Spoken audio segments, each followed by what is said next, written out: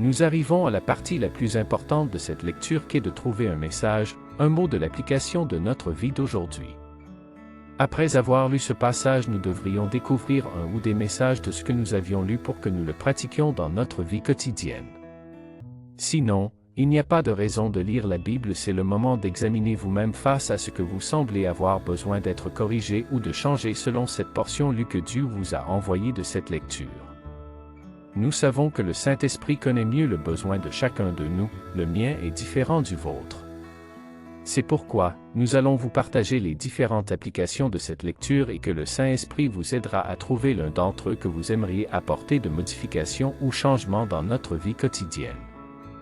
Dans la lecture du jour, nous avons découvert de multiples applications. 1. Cultiver le contentement et la confiance en Dieu. Ne pas aimer l'argent. Évitez l'attachement excessif à l'argent et recherchez plutôt le contentement avec ce que vous avez, car Dieu a promis de ne jamais vous abandonner.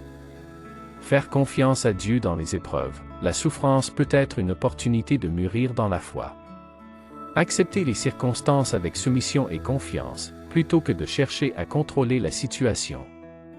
2. Recherchez la sagesse et la persévérance. Demandez la sagesse à Dieu, face aux difficultés, priez pour la sagesse et la foi.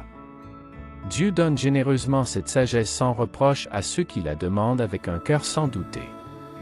Acceptez les épreuves, considérez les épreuves comme des sujets de joie qui, une fois surmontés, produisent la persévérance et vous rendent plus fort et plus complet. 3. Respectez les leaders spirituels et la saine doctrine. Soumettre-vous à vos guides, respectez et obéissez aux chefs spirituels qui vous conduisent, en veillant à maintenir la fidélité à la saine doctrine. 4. Mettre la parole de Dieu en pratique. Être des acteurs de la parole, ne vous contentez pas d'écouter la parole de Dieu, mais agissez selon ce qu'elle dit.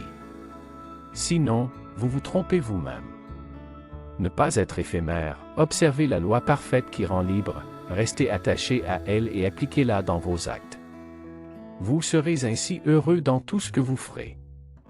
5. Vivre la compassion et la pureté. Prendre soin des nécessiteux, pratiquer la religion pure en prenant soin des orphelins et des veuves dans leur détresse.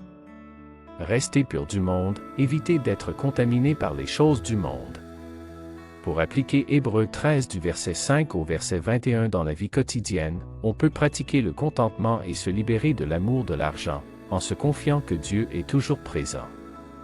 On doit également prier pour la sagesse face aux épreuves, cultiver des relations respectueuses avec les chefs spirituels, et suivre avec constance la parole de Dieu pour qu'elle produise le bien dans nos vies. Enfin, faire preuve d'amour, de compassion envers les plus faibles, veuves et orphelins, et vivre une religion pure sont des expressions concrètes de la foi.